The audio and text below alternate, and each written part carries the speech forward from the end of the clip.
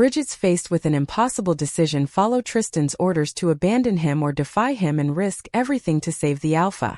As the pack's acting leader, what path will she choose, and can she live with the consequences? 𝐿𝐥𝐵 Tristan. My mother always told me that whenever I felt lost, the best compass in the world was my heart. It was just some sappy way of telling me that when I didn't know which direction to go, I should always trust my gut. I scoffed out a laugh as I looked around the cave cell I was in. Guess I missed the lesson on what to do when you're beaten up and broken, chained to the wall in your biggest enemy's territory. What's wrong with you? I heard 𝐼𝐸 speak, looking disgusted. She had picked up a rock and was drawing lines on the ground with the little movement she could muster up. I leaned my head against the stone, ignoring her as I looked up at nothing. There was very little light in here, but not absolutely nothing that I couldn't tell we weren't underground. I don't know how long we had been here, but so far the cave hadn't gotten completely pitch black. I looked at the narrow entrance the guards had walked in and exited through when bringing in 𝐼𝐸. If I was to make a guess, it led straight outside somewhere. I couldn't tell why Ornyx would put us in what seemed like a less than secure holding, but it's all that made sense to me at the moment. But then again, it wasn't like 𝐼𝐸 and I were escaping anytime soon. Each of us were weak, and at this point I think even Crystal's little cousin Parker could take me in a fight. So I guess it was a good prison in a very sadistic way. If I had been at my full strength, I could see myself escaping in a heartbeat. But then there was also the fact that I had to consider what waited outside for me.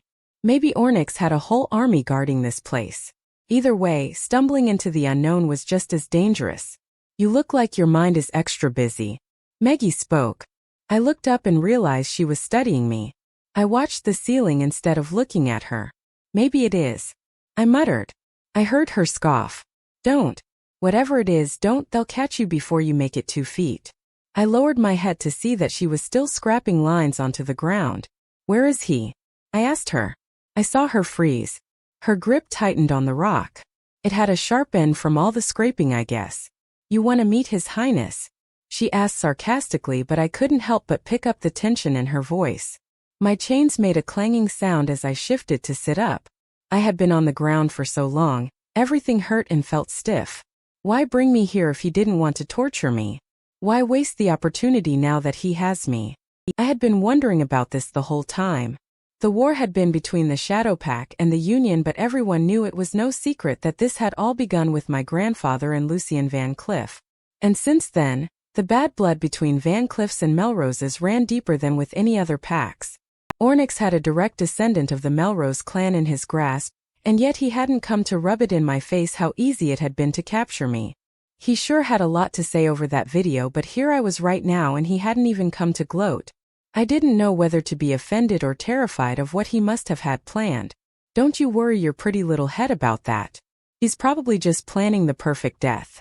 It has to be poetic after all these years. In public. I imagine he'll do a live stream for Crystal and the rest of your pack. I gritted my teeth as I leaned back again and stared at the ceiling. I tried to ignore 𝐼𝐸 and her words, which I knew were just aimed at hurting me or trying to make me afraid. And I hated to admit it, but I was afraid. Not of Ornyx, but of what he would make my family endure. I wasn't the last standing Melrose. When he was done with me, he would go for my brothers. Maybe even my grandmother. I clenched my hands into fists. I was supposed to protect them. I quickly perked up when I heard footsteps. I thought something was finally happening. They hadn't done anything to me yet. Being here, not knowing what time of the day it was or what was happening, was torture enough. Roman walked into the space. I clenched my jaw. Looks like there was going to be some action after all.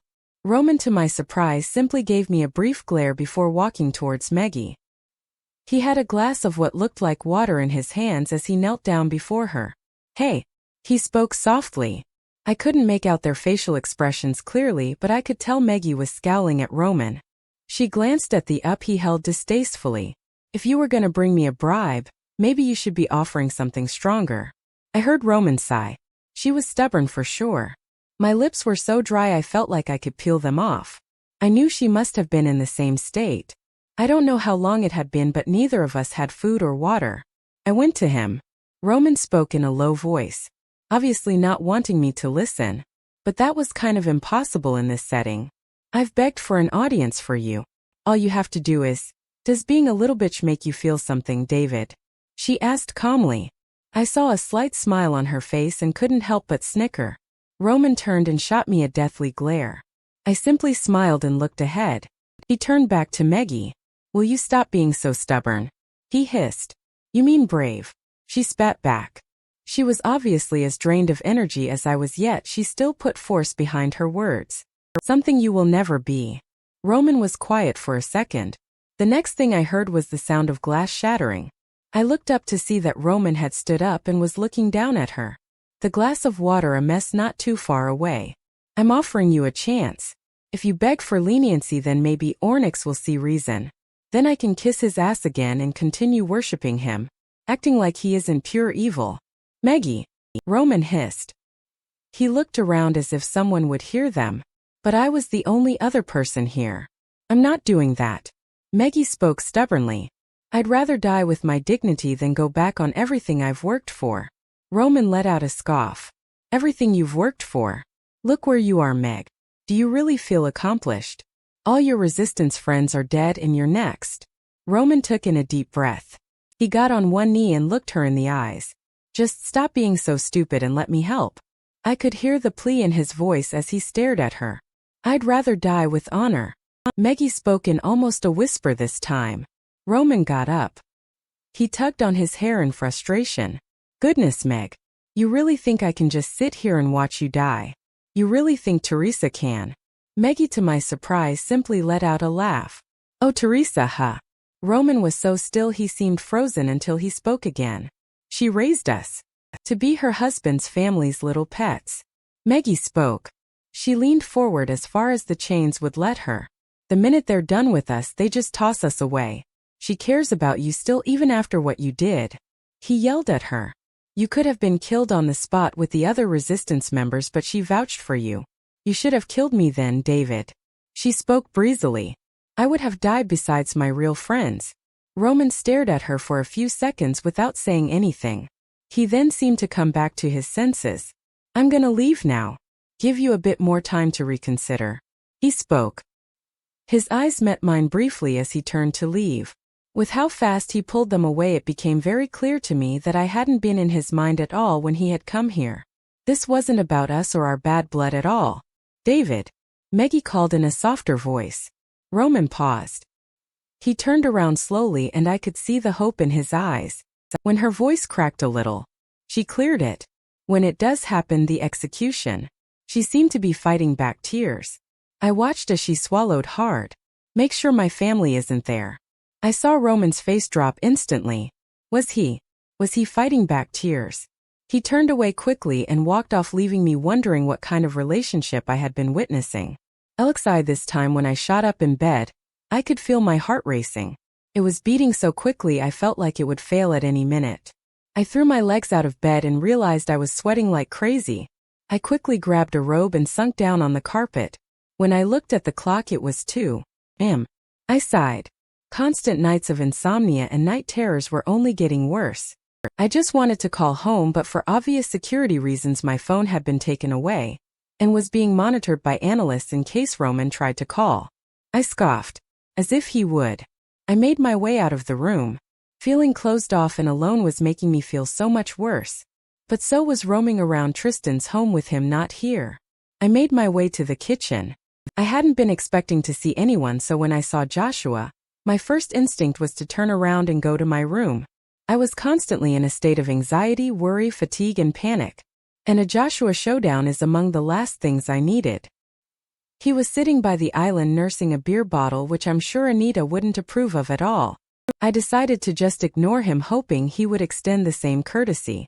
I walked over to grab a cup so that I could get some water to drink. You've really got some nerve. I fought the urge to groan out loud. I slowly stopped my journey to the sink and turned to look at him. What is it now? Joshua stood up. He looked at me. You shouldn't even be staying here. He spoke. I folded my arms. The way I saw it, Joshua was going to keep dumping all his hate and anger on me. I had two options: let him and understand that he was just sad and beaten up about his brother, or, oh, I'm sorry, would you prefer me in Ornyx's post? Probably seated by his right-hand side like the perfect little devil spawn I am. Or I don't know, maybe I should be in the Silvercrest cells getting tortured for being born. Joshua clenched his jaw at me. Playing the victim won't help you. Then what will? I asked in exasperation as I threw my hands in the air. I was tired and angry and sad. All those emotions were bubbling inside me. And all this that Joshua wanted to add to my plate wasn't helping at all. He didn't say anything immediately, so I took the opportunity. Damn it, it was my turn to talk. What's gonna help me, Joshua? Tell me, since you know so much about me and my character and my intentions. If your intentions were pure, Tristan wouldn't be in this mess. He growled. I let out a humorless laugh and shook my head. There it is. There it freaking is. Joshua, I did not kidnap Tristan. I did not make him imprint on me, and I did not cause any of this to happen. I yelled. It's like Joshua had gotten so used to seeing me back down that he didn't know how to respond to me raising my voice. Good. It's about time I did. Look at yourself, aren't you tired of bullying me? Bullying you? He asked incredulously. Yes, Joshua, bullying me, blaming me for everything must be so easy, but it doesn't make it right. I spoke forcefully. I couldn't control the tears that formed in my eyes. Really doesn't. I added in a whisper. Joshua was quiet for a second. He looked at me. Since you came into our lives, things changed. He spoke. When I came into Woodfell, I was a scared, confused, and lost 14-year-old. I didn't know anyone here, and I didn't know who or what I was. My family, Tristan and Roman, were the only people who never judged me for that. Yet people like you, I never bullied you. He snapped as if he were personally offended by that statement in particular. No, but you let your girlfriend and her best friend do so. You sat back and you were a spectator to all of it. You knew it was happening and you turned the other cheek. Joshua shook his head. Bea has her own crap to deal with. You don't know her or her history. And you don't know mine. I spoke, my voice low. There was a pause and there was something heavy in the air. We were both silent for a while. Hot tears streamed down my face and I didn't even try to wipe them away. I was just so tired. You read my file and you made up your mind about who I was right there and then. I spoke. My voice was surprisingly calm and level. I didn't do anything and I didn't deserve any of that, and deep down you must know that. Joshua didn't respond to my relief. So, I spoke as I took a step back. Hate me all you want, but I just needed to tell you once and for all how much of horrible and immature thing it is to hate on someone just because you're angry or you feel out of control or you think I stole your brother's attention from you. I just do whatever you want, Joshua. I turned to leave. In a funny way, it felt like a weight had been lifted off my shoulders. I wanted to walk back to my room, but I made a detour instead and ended up in Tristan's. I collapsed in his bed and got under the covers, hugging them to my body. It didn't take too long for me to start sobbing. I suddenly completely understood Bridget. How could you be in here with such a huge missing piece? It hurt. Physically hurt, and I just couldn't take it. I took in his scent on his sheets and tried to retain as much of it as I could. You have to come back, Tristan. I whispered to the room as if he would hear me. Please. I thought about all the time Tristan and I wasted. I thought about little things like how we had never been on a date or how we didn't even have any pictures together. I couldn't lose him right before I had even gotten a chance to love him. There's so much I didn't even know about him. What was his favorite color? Favorite food? If he could go anywhere in the world, where would it be? If you asked all these things about Roman, I would answer in seconds. I can't believe I spent so much time loving someone whose heart had so much darkness and hate. What did that even say about me that I had chosen Roman over Tristan? I turned to his bedside table and opened the drawer. The first thing that caught my eye was a small black box on top of a photograph. At first I hesitated because going through Tristan's stuff didn't feel right in the least. But I still found myself taking it out and opening it. My heart immediately stopped when I saw that it was a necklace. I know it seems presumptuous, but I immediately knew that it was meant for me. It was almost exactly like the one my mother had gotten me. Except Tristan's was a white crystal crescent. And also, unlike my mother's, this one had another gem. A diamond right above the moon. I felt myself tear up some more. I picked up the photograph that was underneath. It was clear that it was of younger versions of Tristan and the twins. The twins were on either side of their brother, squishing their faces against his, and Tristan was in the center looking irritated. Learning to love Tristan meant learning to love what he loved. Or at least appreciate them. And his brothers were a major part of that. He loved this pack in his family. And it felt so unfair that it had been taken away from him. It made me angry, made me physically shake with anger that this human being who was nothing but good was going through this. I got off Tristan's bed. I put the necklace in my pocket and took the photograph. I went back downstairs and was glad to see Joshua still seated in the kitchen. I sucked in a deep breath and walked up to him. We don't have to like each other to save someone we both love. I spoke out loud standing on the other side of the island. He looked up at me, his face blank. I slid the photograph towards him. First he didn't react. And for a minute I thought he might just ignore me. But then he reached out and took it. His face concocted into one of sadness the minute he saw it. I thought he might break down crying. But Joshua simply swallowed hard and slid the photo away. Stubborn. Of course. I walked around the island until I was standing in front of him. I know Bridget and everyone else have been dismissing you and not letting you help. They've been doing the same to me. I spoke. He still looked straight ahead and not at me. Joshua. I snapped. He turned slowly, rolling his eyes. What? I could hear the spite in his voice. Put your differences aside for Tristan, Crystal. He's all that matters right now. I sucked in a deep breath. Bridget told me that in order to create a mind link, you need a close and intimate connection to the person. Other than the alpha, no one can create a mind link on will. And I thought that me being Tristan's mate would be enough to connect to him. But he's probably miles away and I don't know if what we have is enough. I hated to admit it. My voice got small and I looked at the ground. That was the hardest part to admit because I literally had one job. That Joshua spoke, his voice low. He looked up at me and I only realized then how bloodshot his eyes were. Or he's dead. His words sent my heart dropping to the ground. I marched closer to Joshua. I bent down to look him in the eyes. Don't you ever say that again. Joshua looked away, but not before I saw the tear in his eye. I couldn't deny that I had been thinking about the same thing. Ornyx had released a video telling the entire Woodfell I was his daughter, and that he was going to kill Tristan. But he had Tristan now and he was silent. It didn't make sense. But I refused to think of Tristan as. I didn't even want to go there. I pulled back.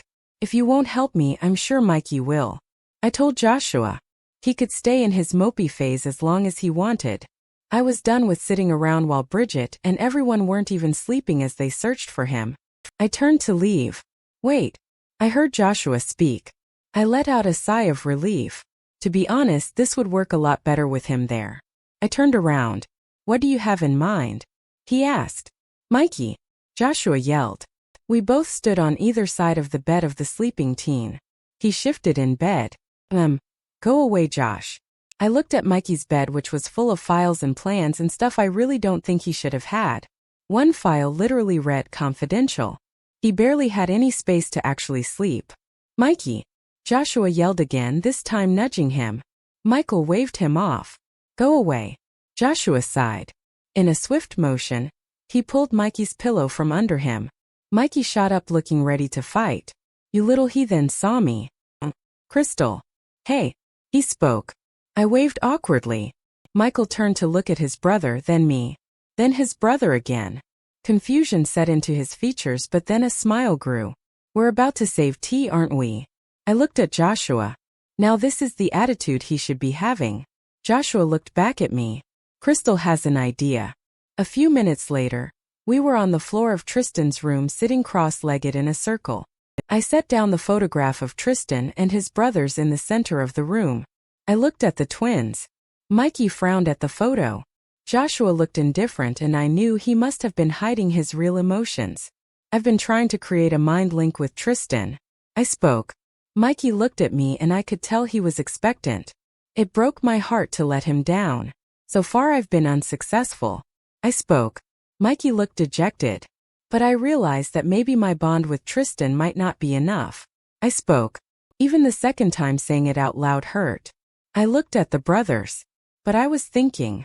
Maybe, just maybe if we tried together, you want us to form a mind link together? Mikey asked in confusion. He looked at Joshua as if he were shocked that he was on board with this. I know. I spoke. It's super rare, but I've read about it in your history books. It's not impossible. I could see the skepticism on Mikey's face. Mikey, I know. I repeated. But this is much better than not doing anything. You two have your bond and I'm Tristan's mate. He's your brother. I can't think of more of a better connection. Mikey sighed. I don't want to be the pessimistic one. That's usually Josh's thing. But you do realize that creating this link means we all have to open our minds to each other. Joshua and I looked at each other. I knew he was basically aiming this at me. Him and Joshua already had their bond. I was the one they had to worry about. I nodded. I know. They would know my deepest, darkest thoughts.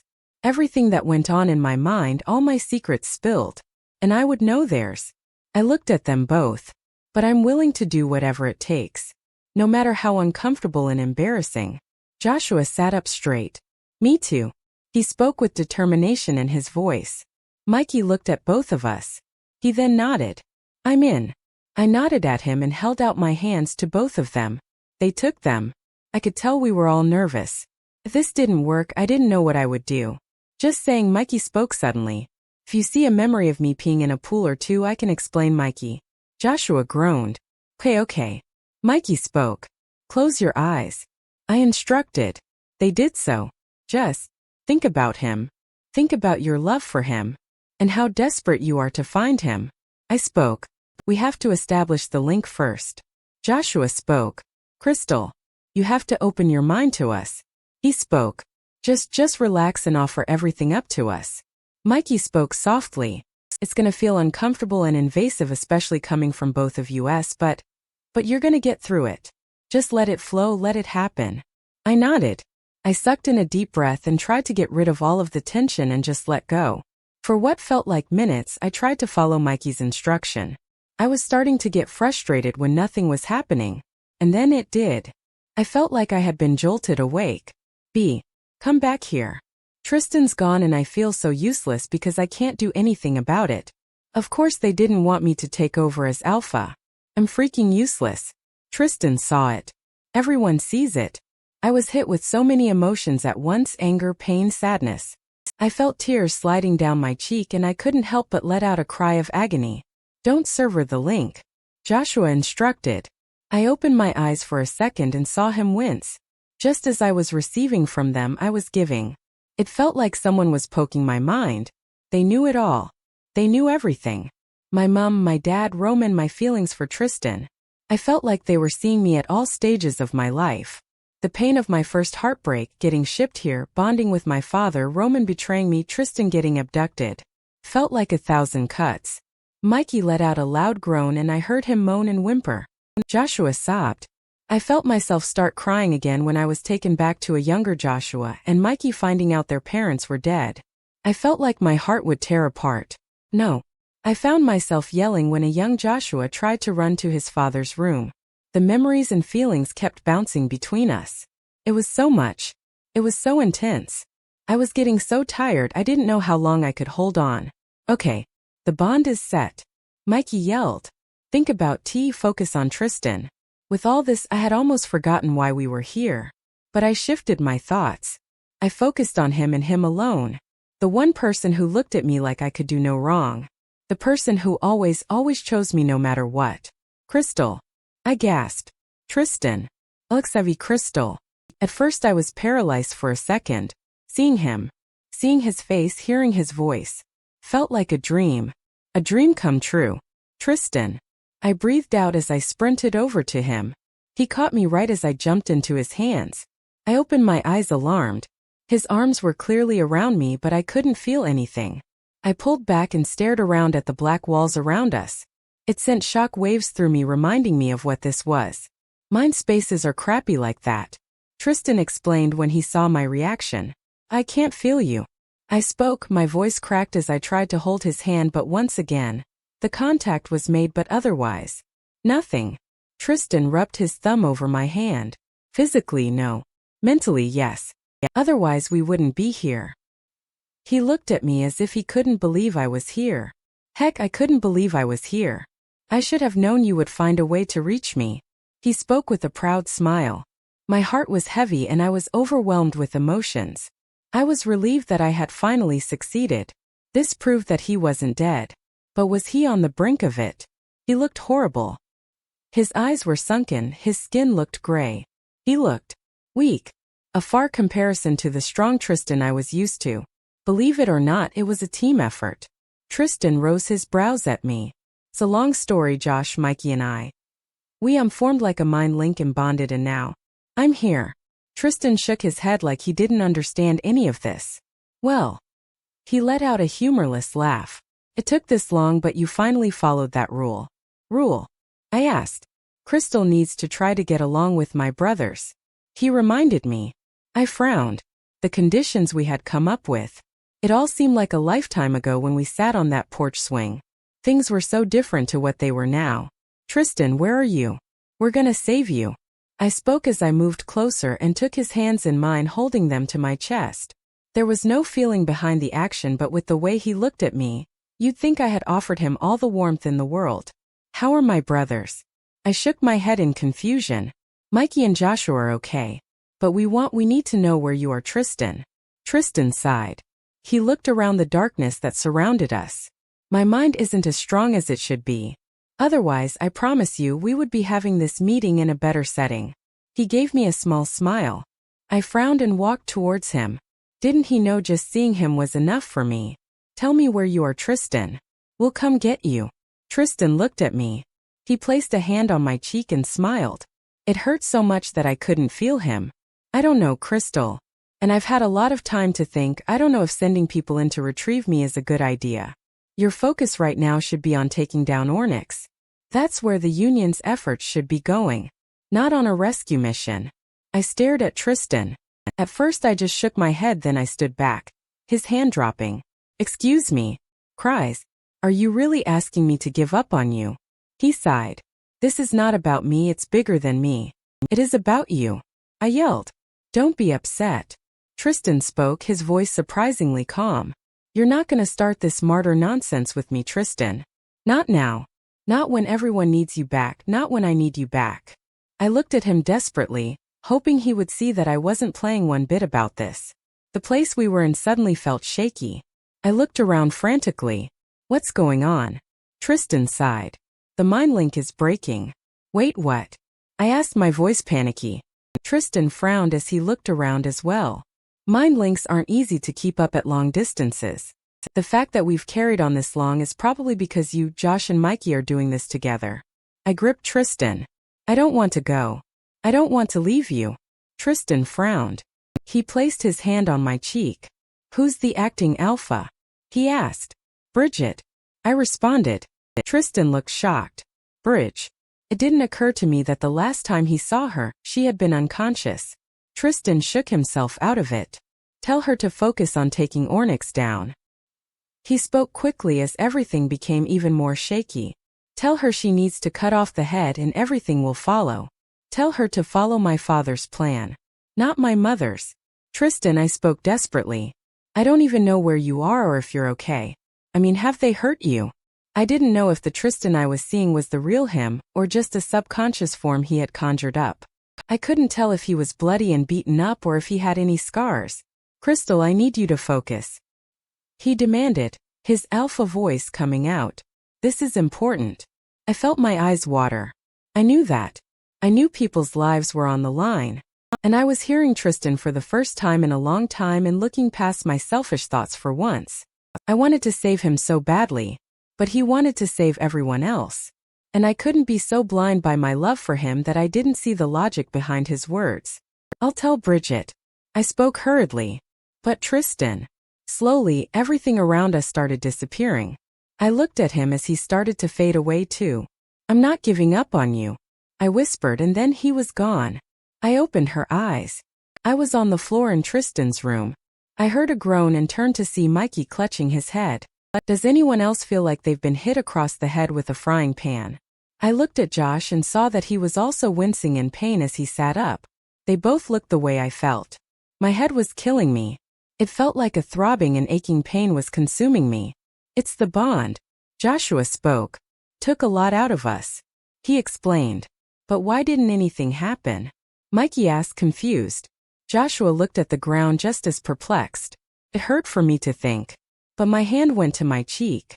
Something did. I spoke. Both brothers looked up at me. What? Joshua asked. I knew that her conversation with Tristan had felt more like a dream than anything else.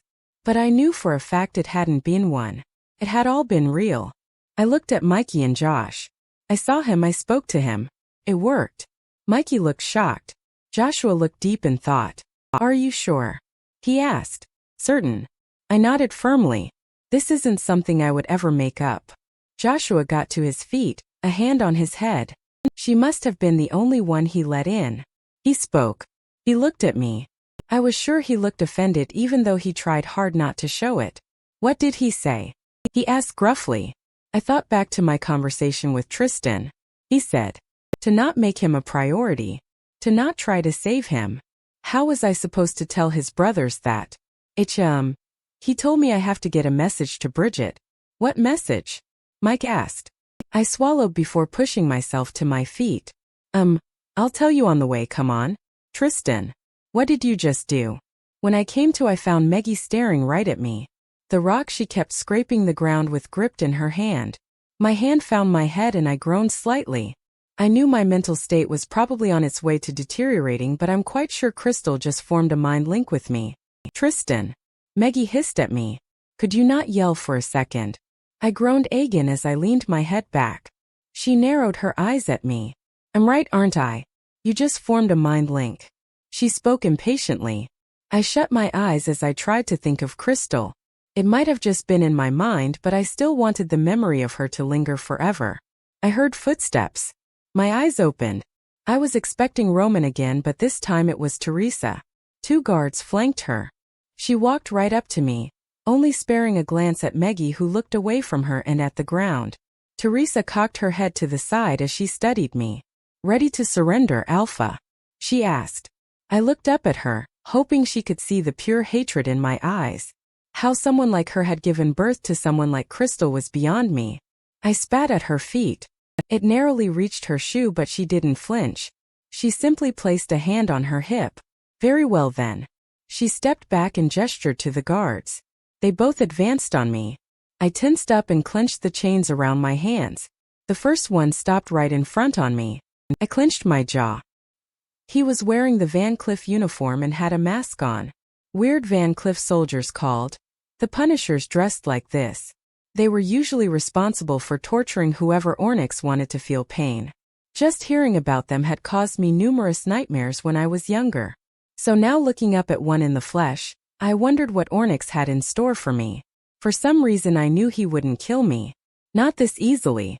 Not this soon. Up.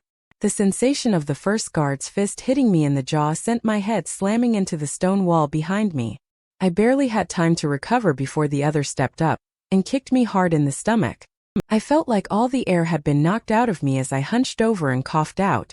I breathed heavily even though the slightest movement hurt like hell.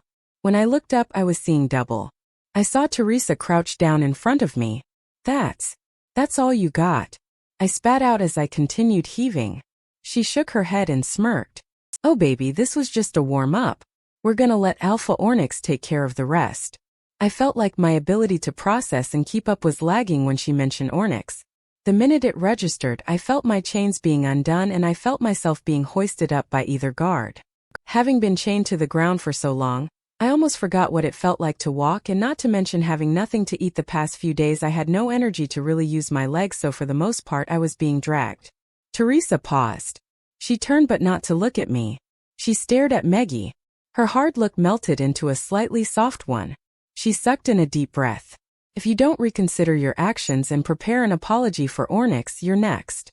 I couldn't see Maggie, but I definitely heard the spite in her voice. Don't act like you care now. You might have Roman fooled, but the rest of us know what a crap mother you were. Nathan's dead because of you and this stupid regime you follow. Teresa stood stiff for a few seconds. She then walked towards Maggie. This time I forced myself to turn my head despite the pain. She stopped in front of her and crouched down. I don't know what I had been expecting, but the defeating sound that followed the slap Teresa gave Maggie was not it. I flinched subconsciously. Maggie remained with her head turned for a few seconds. Teresa grabbed her by the side of her face and forced her to turn and look her in the eyes. Don't you ever say I did nothing for you, you ungrateful child. She spoke in a low and threatening voice. She then stood up straight and straightened the vest she wore before turning and walking away. I heard the click of her boots as she walked ahead of us. I looked away from Maggie right before I thought I saw a tear slip out of her eye as the guards dragged me after her. Don't mind our security measures, Alpha. Teresa started as she continued leading the way. They might be simple, but they're way more effective than yours. My confirmations were right about us being in a cave. I just hadn't been expecting it to be this long. It felt like we had been walking for at least 5 minutes, with a bunch of elaborate twists and turns before we got to what looked like an entrance. A large stone rock which was rolled away the minute Teresa got close enough. I squinted immediately as a huge gush of sunlight hit me in the face. When my eyes adjusted, I saw activity. Lots of it. People all around, tents, firewood, children. A whole civilization we thought we separated. People stopped what they were doing immediately to watch as we passed. That's when the chants started. The boos were the loud. The insults even louder, but the death wishes, those were deafening. I saw what looked like normal werewolves on the surface. Give or take some things we didn't consider normal in Woodfell.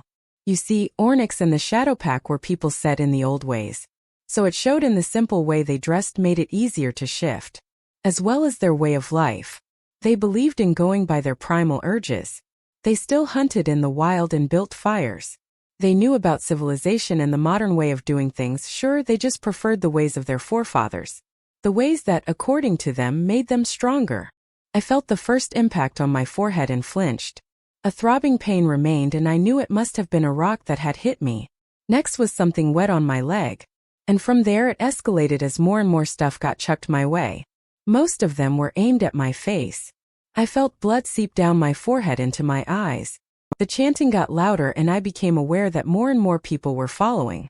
It suddenly occurred to me that I might be being dragged to my execution.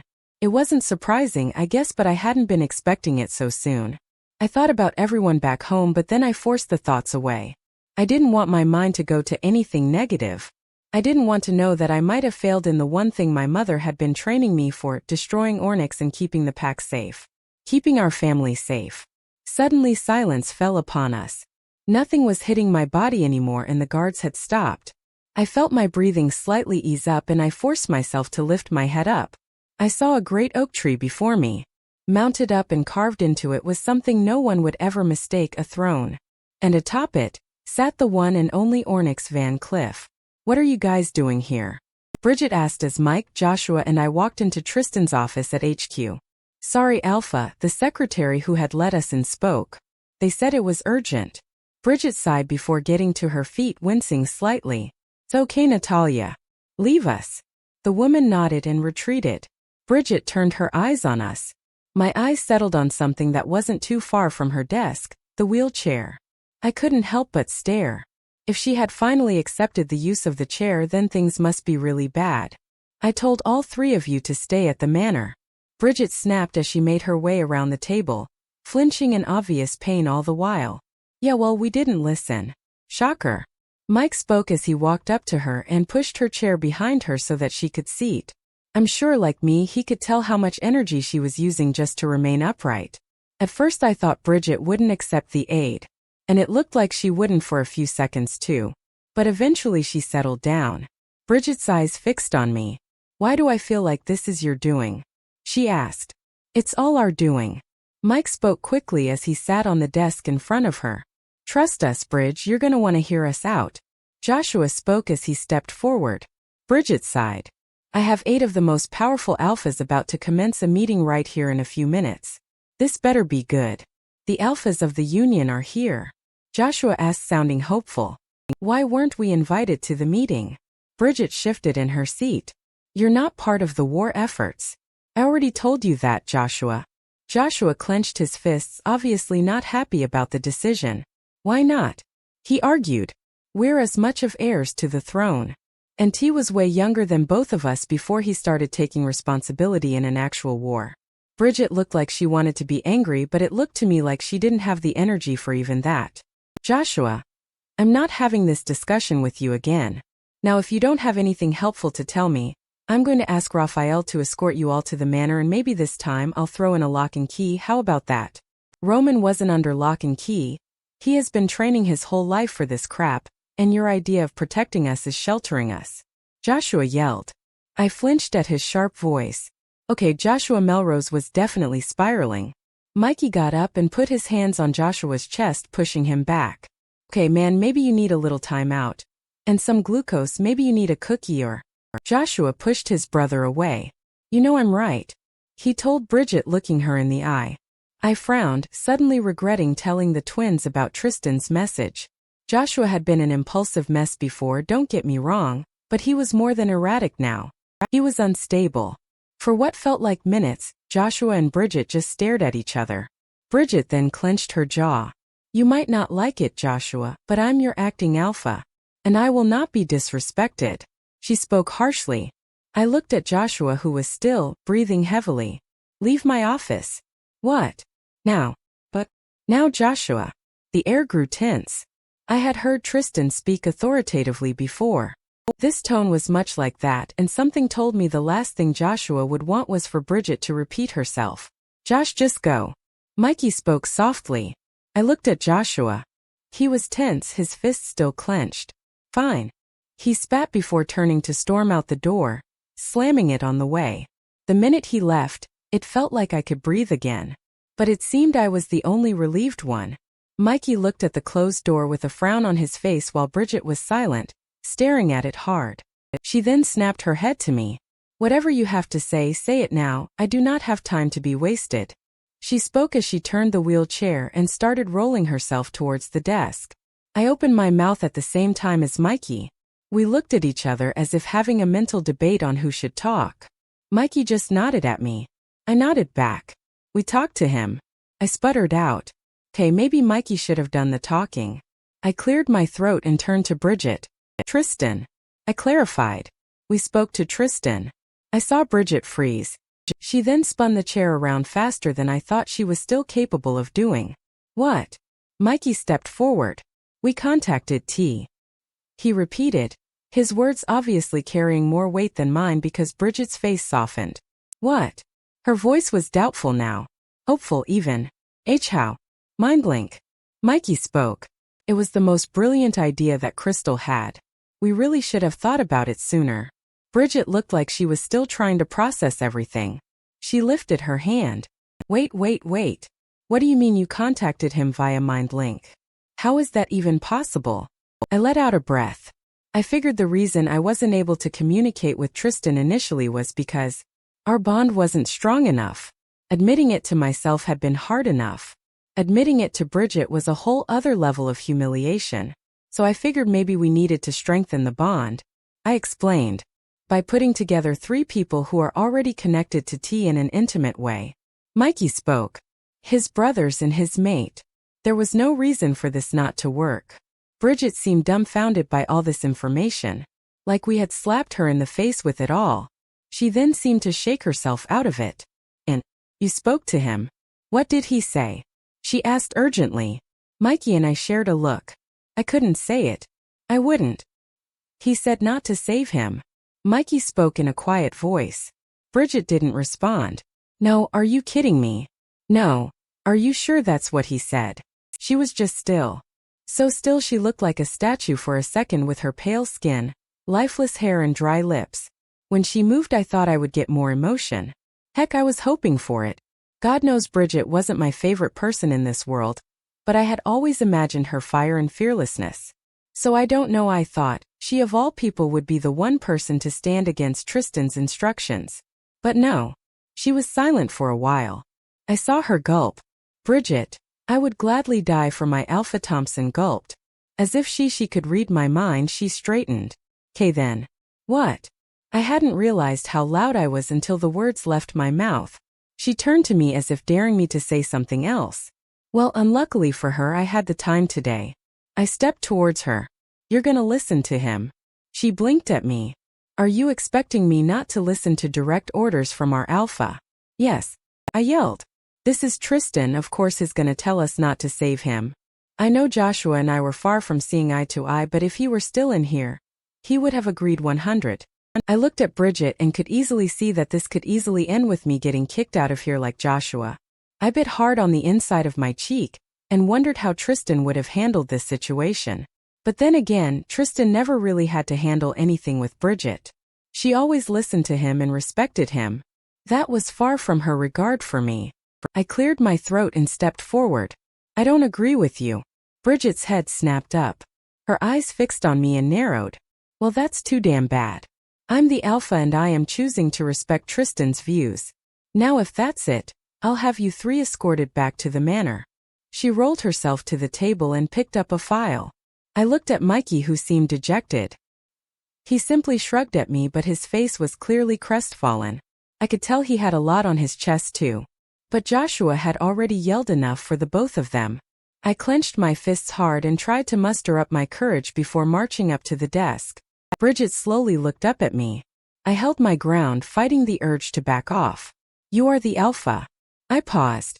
But I'm the Luna. You get your say, but I get mine too, don't I? Bridget hated me. That I knew all too well. But the disgust on her face right now was unmatched. Now you want to be Luna. Now I want to save the man who has always gone far and beyond for me. I didn't waver. Didn't show any uncertainty because there wasn't any. Look, Tristan once told me the elders were in charge of defining every Luna's role. Tristan and I were mates before he left. Meaning I'm officially the Luna. And I'm ready to have my duties put upon me. Bridget just stared at me. She placed her hands on the desk. You want to be Luna, huh? She let out a scoff of a laugh. Okay, Crystal, be the freaking Luna. All I've been trying to do is protect you like Tristan would have wanted, but go ahead. Shove your face entitled to a pack that hates you. All the freaking best with that. I fought to keep my chin up. Anything it takes, right? Guys. Mikey spoke up. I turned around and saw him holding his phone, staring at something on it. Ornyx just sent another video. 𝐊𝐲𝐬 7 years ago, he's my son. He's the next alpha. I sat down, my back against the wall, glad that my father had left the study door slightly open. Enough for me to overhear the conversation going on between him and my mother right now. Why does he only ever become your son when you need to justify your bad parenting? My father responded. I could imagine my mother getting infuriated. Slowly but surely and deeply. Do not call me a bad mother. I heard her hiss. I tried to stay still and quiet and hence invisible. But even I knew I would be able to bolt the minute I heard their footsteps. Fine, but how does he only become your son whenever we disagree? I heard something scrape against wood. Probably someone pushing someone aside. Because he's a Melrose and you aren't. His identity lies in his last name and he will be alpha next. He's my son because being my son is what makes him matter. I heard my father let out a dry laugh. Wow, do you even hear yourself? I don't have time for this, Robert. If you want to argue, let's do so after the meeting. Not now. I heard footsteps and was about to brace myself to get up and run, but then they abruptly stopped. You keep avoiding any conversation if it doesn't have something to do with the war. I'm sorry, is there anything more important in this moment? There was silence for a few seconds. This meeting determines how we deal with Ornyx once and for all. My father spoke. We need to discuss your decision, Jean. There's nothing to discuss. I've made up my mind. My mother spoke stubbornly. Jean, the best way to kill a snake is to cut off its head. Ornyx isn't a snake, my mother spat. He's a pest. And so is the rest of the Shadow Pack. It's not an attack, it's an infestation. And we need to eradicate him and his ideals before they spread. Eradicate? Do you hear yourself? My father asked. His voice surprisingly still calm even after the escalation. It wasn't so much angry but disappointed. I'm the alpha. I'll do whatever I can to protect my people. She spoke. Well, make sure not to count my vote. I'm not going to stand with you and commit genocide. That's not what I'm saying. And as my husband, you're supposed to support me. If we can't keep a united front in front of everyone, especially today, will be a joke. How are people supposed to trust me to run this pack if I can't even control my family? We're not yours to be controlled. He let out in frustration. All this, the brutality and no mercy shows. It's part of an old regime that should have died with your father. It's what's prompting Ornyx. He was breathing so heavy I could hear it. Your son's friend just died. What do you think we're teaching him if we show him that you should always return fire with more fire? We're at war, if I may remind you. And Tristan is strong. He always has been. Maybe strength as you see it isn't really strength at all. Especially if it means burying your emotions. We're not animals, we're evolved, so I'm sorry but I disagree with you on this one. You can't. Watch me. We'll be a laughingstock. My mother sputtered desperately. And I'm not here to be your yes man. I know you're alpha and I respect the hell out of that, but I'm telling you, this isn't the way, and if you go through with it, you'll never live with yourself. There was silence for a few seconds. I knew and shouldn't have been eavesdropping, but being so young, and knowing you could only know so much drove me mad. I just want to end this. My mother breathed out. For our sons. For everyone. I know. My father spoke softly. But not like this, Jean. Please, not like this. I'm sorry. But I have no choice. I have to protect my people. And all I ask is that you'll stand with me and be there when this is all said and done. I know the repercussions on everything, including my soul. And I'm going to need someone who can still look at me like I'm still something amazing. Just like you always have. Ornyx. The man before me might as well have been a figment of my imagination all these years. A story my mother told me to scare me. A myth. He barely looked any different. Even in his older age, his body still looked as strong as everyone had said it looked when he was younger. Maybe even stronger. I looked up at the man who had outsmarted and outdone his rank mates to obtain his power. What a lot of people didn't know is that unlike my family, where inheritance of the alpha title had fizzled down to bloodlines, the Shadow Pack had always been about power. About who was the strongest. The fittest survived. The most powerful ruled the pack. Ornyx's conquering had not only been historic and revolutionary, it had changed how the Shadow Pack was perceived entirely in our age. That's why you heard most referring to it as the Van Cliff Pack. Because since they took the reins, weakness became something of an intolerance. Ornyx grinned at me. On my knees before him. The guards stepped back as if they knew I couldn't possibly do anything right now. The crowd watched as they surrounded us.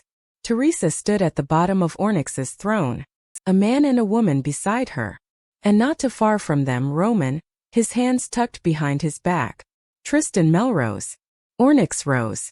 The crowd of people booed and started yelling for my head yet again. Ornyx raised a hand that silenced them all immediately. Ornyx turned and looked in Teresa's direction, then back at me. He descended his throne slowly. His eyes fixed on me until he got to the bottom. He nodded. Rise, boy. My feet still felt weak. My muscles felt like they hadn't been used in months. But I chose to preserve my dignity. Even though it wouldn't take much to knock me down again, I pushed myself to my feet and looked right into his eyes. The best way to kill a snake is to cut off its head. My father's voice played through my mind.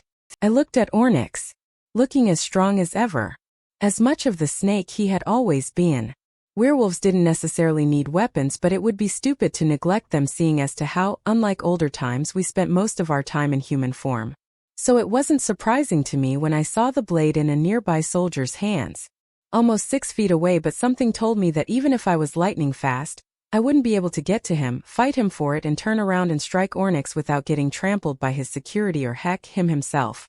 Are you the legacy your people have built their hopes on? He asked, his voice laced in humor when my legs shook underneath me. I looked up and saw someone with a phone pointed in my direction.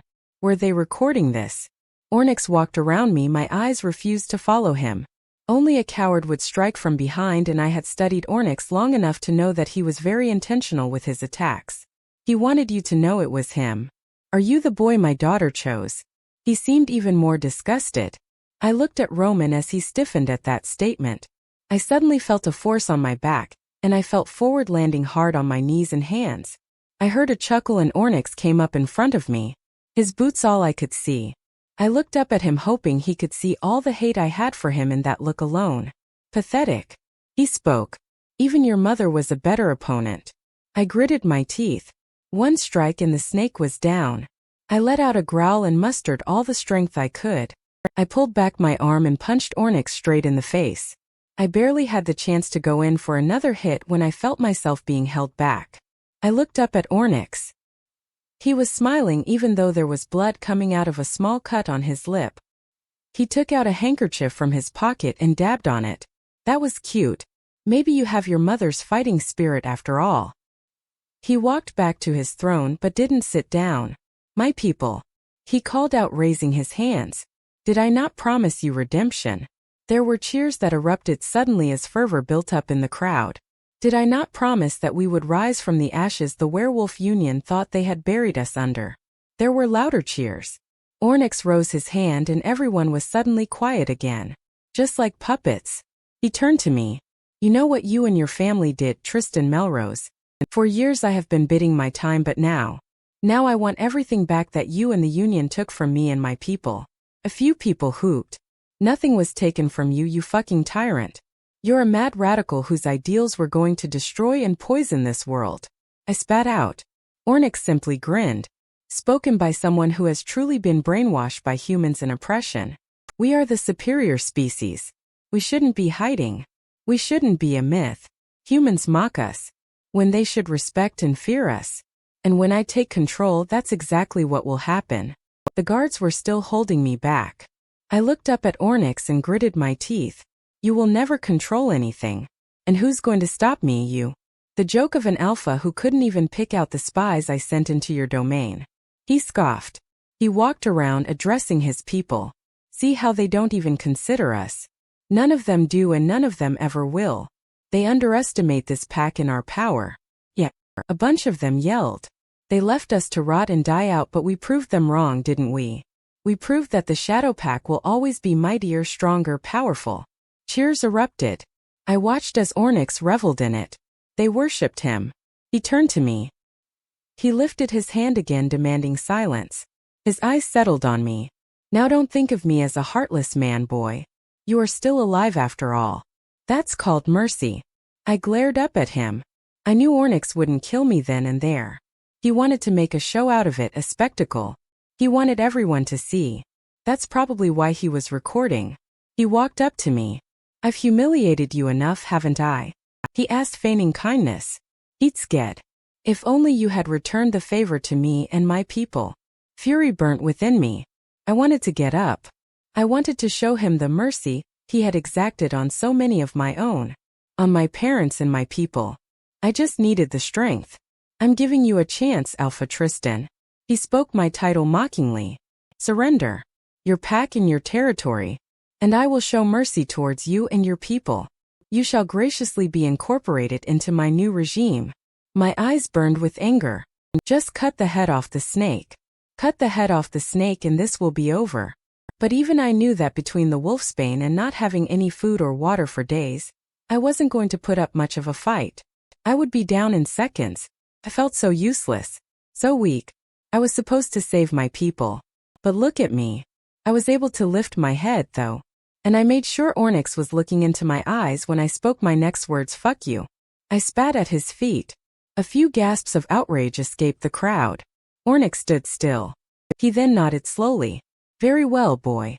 You've made up your mind. So now you die.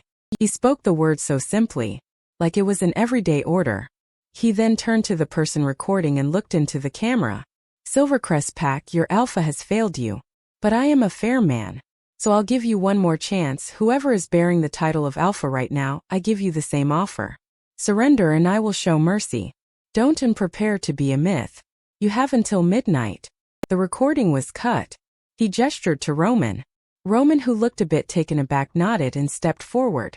Ornyx placed a hand on his shoulder and turned to his people. My son, 𝐿𝐤𝐴𝐵, was mercilessly killed in the war. He spoke. He turned to look at me. By his parents. I looked up and saw Teresa shift. I think it's only right that my new son, the one who obeyed all my orders, sacrificed himself by infiltrating the enemy's pack. He looked at Roman in what I could only describe as pride. It's only right that he gets to do the honor. Cheers erupted. Roman didn't look as smug as I thought he would. His expression was straight and serious. Very little could stop me from fighting back. But that doesn't mean I wasn't going to try. I forced myself to my feet, refusing to die on my knees. Do the honors. Ornyx spoke, patting Roman on the back and gesturing to me before he stepped back. The cheers got louder. Roman watched me. He lifted his chin. I just know this bastard had been waiting for this moment. David. David. David. Chants erupted all over. David glanced to the side. It didn't take long for me to realize he was looking at Teresa. Teresa didn't do anything. She too looked on silently and seriously. Roman looked back at me. He walked forward. It's in that moment that I saw it for the first time: hesitation. Fear. He suddenly stopped. And it's then that the cheering died down. Confused murmurs spread. Ornyx looked on, equally as puzzled. Is there something wrong, David? He asked, clearly angry. Roman's eyes fixed on me, and this time I was certain. He couldn't do it. All that big talk and he couldn't do it. I'm not a coward. He suddenly spoke. I'd like to think not. Ornyx spoke. Roman turned around. He then bowed his head. This isn't how I fight my battles. Kicking a man who is already down is no victory. You taught me that, Alpha. Ornyx was silent. I couldn't tell if he approved or disapproved. Besides, Roman added, it wouldn't bring me any honor. Especially since this is the man your granddaughter has chosen, Alpha. I plan to claim her. And if I am to do so, I will do so rightfully and without a doubt by killing the one not worthy of her in a fair battle. Ornyx was still silent. He then let out a chuckle. Well, your rationale is beyond even me. The old ways have been taught to you well, my son. All that is not necessary, though. You have proven yourself plenty. He spoke, then made a pause. But if that's what you will, then I will allow it. We shall let the boy Alpha regain some of his strength if a fair fight is what you wish. But the execution will be done this evening. We could use some entertainment. The cheers were restored louder than ever. Roman turned to glare at me. I glared right back. If a fair fight is what he wanted, a fair fight is what he would get. I flinched when I saw Tristan hit the ground, Ornyx kicking him from the back. Bridget twitched slightly, but other than that showed no emotion. Pathetic. Even your mother was a better opponent. I flinched at the words. I saw Tristan tense up at the words, and right there and then I knew he would do something stupid. I watched as he got up and punched Ornyx. I quickly shut my eyes and looked away before I could see him get taken down again. Stop it. I snapped. Do we really have to watch it again? I asked. Jasmine turned off the screen, and I have a feeling it was because a huge part of her didn't want to watch anymore either. My whole body felt like it was tingling. It felt sick and incomplete. The room was silent for a while. Everyone taking in the clip and trying to process. This is ridiculous. Raphael finally spoke up. He looked at Bridget. Send me in. I'll choose a team of the best. We'll extract Tristan in a matter of hours. Bridget turned to him. She seemed weaker and more exhausted than ever. Her youthful and pretty face taking on more aged characteristics. I'm sorry, Raph. Did you not see the crowd around Ornyx? What makes you think you'd get past all that? We can't just do nothing. Raphael spoke in frustration. I saw the emotion in his eyes. I felt the exact same way. Helpless. And it sucked. Because we all knew if the roles were reversed, Tristan would sacrifice himself in a heartbeat for anyone in this room. I looked up at Peter, who was staring blankly at the screen, having not uttered a word. I then looked back at Bridget. Tell them. I told her. She sighed and rolled her eyes. Tell them. I spoke more insistently. Mikey had been dismissed the minute the video had been sent. Bridget couldn't stop either him or Joshua from watching, but she could make sure they were back in the manor and heavily guarded. Tell us what? Jasmine asked, looking at me, then Bridget. Raphael and even Peter turned their attention to us. Bridget didn't speak, so I got up and did so myself. The twins and I contacted Tristan. What? How? Are you serious? I let out a breath, letting them finish with their shock and confusion. Through a mind link, I spoke to him and his being kept as a prisoner. He didn't tell me where he was, but he said we shouldn't prioritize him, and Bridget agrees. Which is crazy, right? We have to prioritize him. We have to save him. Everyone looked at Bridget, and they all seemed to be taking in the information. Forget that. Peter spoke. Of course T isn't going to want to be saved. But I'm with Raph. We can have a special ops team go in just to extract him. Count me in on that. Raphael nodded at Peter in approval. You just have to give the order, Alpha. He spoke. I felt elated that they both agreed with me. I turned to Jasmine, hoping to hear her voice as well. She had blatantly gone against Tristan's orders with me, so it obviously wouldn't be the first time she didn't listen to him. But to my great dismay, she remained silent, just wrapping her arms around herself. A far cry from the authoritative and confident woman I had met. There seemed to be little to no life in her face, and she simply looked solemn and exhausted. Bridget wheeled herself away from her desk. Her phone beeped and she pressed something on it to silence it. You can all stop holding your breaths because I'm not giving that order. She spoke. She headed towards the door. �K𝐼𝐬, the union reps are all here. Time to start the meeting. My mouth dropped. Okay, surely she could flat out tell me no. But everyone else, even Peter, was she really not going to listen to anyone but Tristan? Even in this situation, I looked at Raphael. If there was ever a time to argue with Bridget, it would be now. But he was silent. Wow. Just wow. Bridget, come on.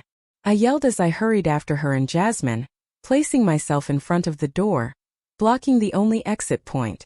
Bridget looked up and shot me a glare. Please. I spoke breathlessly. I didn't have words. Nothing at all to plead my case. It's Tristan. She of all people shouldn't have even hesitated because of this. Bridget watched me for a few seconds. It's then that I saw her lips tug down slightly. Do you really think he's still alive after that? She asked, her voice laced in anger. The silence in the room was unlike any other. Like everyone was holding their breaths. The video had cut just after Ornyx's ultimatum to the new alpha, i.e. Bridget. We didn't see what happened to Tristan next. But the point is that we saw him. Alive and well. Okay, maybe not well. Clearly weak. Clearly broken and beaten too. But I refused to believe that. He had been there. My Tristan wasn't dead. I refused to believe that. He's not. How could you even say that? I snapped. It couldn't be true. I had just seen him. He wouldn't be taken away from me just like that. I had just seen him. You think I'm stupid. You think I'm speaking from without. I know Ornyx. He's not one to take prisoners. Especially if having them serves him no purpose. Don't say that. I yelled, my voice cracking. Bridget tried to keep a straight face, but I saw her lower lip tremble. I'm just trying to say what no one else wants to accept. She spoke in a low voice. Then it happened. Jasmine let out a cry. She walked away and sat on the sofa, burying her head in her hands as she sobbed. Raphael clenched his hand into a fist and pressed it against his mouth. He let out a loud, agonized groan. Peter turned away from all of us and walked towards the window, his back to it. Me. I was still. Paralyzed. I stared at Tristan's desk. I thought about him in his rightful place. I thought about him holding my hand and fighting for me. I thought about his strength and his courage, and I just refused to mourn a man like that. Because he couldn't be dead. He just couldn't. I'm not accepting that. I told Bridget. I'm sorry, but I'm not. And you're not allowed to either. I told her firmly. She looked up at me. A silent tear left her eye. We're not giving up on him, Bridget. I told her. Not now. She lifted her chin and wiped away the tear. Well, come on. I think the meeting has been held up long enough.